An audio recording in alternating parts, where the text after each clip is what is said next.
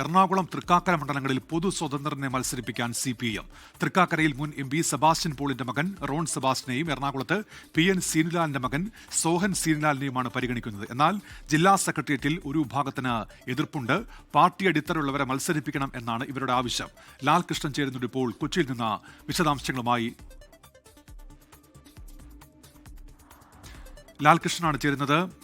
ലാൽ, ഈ തൃപ്പൂണിത്തുറയുടെ കാര്യത്തിൽ കഴിഞ്ഞ ദിവസം ഉണ്ടായ ഈ ഭിന്നതയും എതിർപ്പുമൊക്കെ പുറത്തേക്ക് വന്നതാണല്ലോ. ഇപ്പോൾ ഏതൊക്കെ മണ്ഡലങ്ങളിലാണ് ഇത്തരത്തിൽ തർക്കം നിലനിൽക്കുന്നത്? ലാൽ, ഉന്മേഷ്, എറണാകുളം ജില്ലയെ സംബന്ധിച്ചിടത്തോളം CPIM ഒരു ശക്തി കേന്ദ്രമല്ല എന്നുള്ളതാണ് പൊതുവിലുണ്ടായിരുന്ന വിലയിരുത്തൽ. 14 സീറ്റുകൾ ഉണ്ടെങ്കിലും ഏകദേശം 5 സീറ്റിൽ മാത്രമാണ് CPM വ്യക്തമായ ഒരു കക്ഷിനില എന്ന് പറയാൻ കഴിയുകയുള്ളൂ. അതിൽ തന്നെ വൈപ്പിൻ സീറ്റ് അവിടെ നിന്ന് ഒഴിഞ്ഞു കൊടുത്തുകൊണ്ട് ഉണ്ണികൃഷ്ണനെ തൃപ്പൂണിത്തുറയിൽ മത്സരിപ്പിക്കണം എന്നുള്ളതായിരുന്നു ആദ്യഘട്ടത്തിലുണ്ടായ ധാരണ. അതിനെതിരെയാണ് ഒരു വിഭാഗം തന്നെ ഇന്നലെ രംഗത്തെത്തിയത്. അവർ പ്രകടമായി പറഞ്ഞത് 5 കൊല്ലമായിട്ട് പ്രവർത്തിക്കുന്ന ഉണ്ണികൃഷ്ണൻ അവിടെ നിന്ന് മാറ്റേണ്ട കാര്യമുണ്ടോ എന്നുള്ളതാണ്. മറ്റു പ്രധാന ചർച്ചകൾ നടക്കുന്ന സീറ്റുകൾ എന്ന് പറയുന്നത് നഗരഹൃദയത്തിൽ തന്നെ സ്ഥിതി ചെയ്യുന്ന തൃക്കാക്കരയും എറണാകുളവുമാണ്. രണ്ടും CPM എത്തിപ്പിടിക്കാൻ കഴിയാതായിട്ട് കുറേ കാലങ്ങൾ തന്നെ ആയിട്ടുണ്ട്. കഴിഞ്ഞ തവണ തൃക്കാക്കര ഉപതെരഞ്ഞെടുപ്പ് നടന്ന വേളയും ഒരു പൊതു സ്വതന്ത്രനെ പരീക്ഷിച്ച് പരാജയപ്പെട്ടതാണ്. അതുകൊണ്ട് തന്നെ ഇത്തവണ പൊതു സ്വതന്ത്രൻ വേണ്ട എന്നൊരു നിലപാടാണ് ഒരു വിഭാഗം ആളുകൾ സെക്രട്ടേറിയറ്റിൽ എടുത്ത നിലപാട് എന്ന് പറയുന്നത് തന്നെ.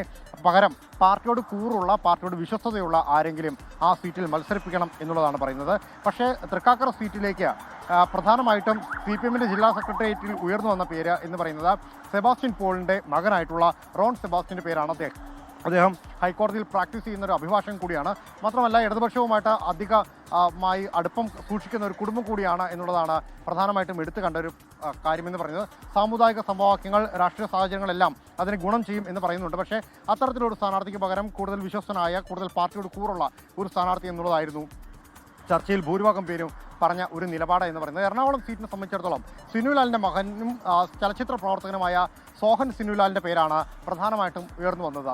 സിനുലാൽ 2009 എറണാകുളം മണ്ഡലത്തിൽ നിന്ന് മത്സരിച്ചതാണ്. നേരത്തെ കൊച്ചി കോർപ്പറേഷൻ കൗൺസിലറായിരുന്ന ആളാണ്. 2009 മത്സരിച്ചെങ്കിലും അദ്ദേഹത്തിന് ഡൊമിനിക് പ്രസന്റേഷനോട് പരാജയപ്പെടേണ്ട ഒരവസ്ഥ ഉണ്ടായിരുന്നു. പക്ഷേ ഈ തവണ സിനുവിന് കൂടുതൽ സ്വാധീനമുണ്ട്.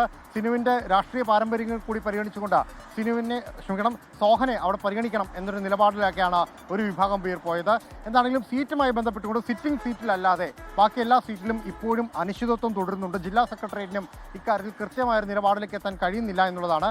എല്ലാവരുടെയും അഭിപ്രായം രേഖപ്പെടുത്തിക്കൊണ്ട് ഇത് സംസ്ഥാന സെക്രട്ടേറിയറ്റിൽ, സംസ്ഥാന സമിതിയിൽ റിപ്പോർട്ട് ചെയ്തതിനു ശേഷം അവിടെ നിന്ന് അന്തിമ തീരുമാനം വരട്ടെ എന്നുള്ളതാണ് നിലവിലെ CPIM എറണാകുളം ജില്ലയെ സംബന്ധിച്ചുള്ള നിലപാട്.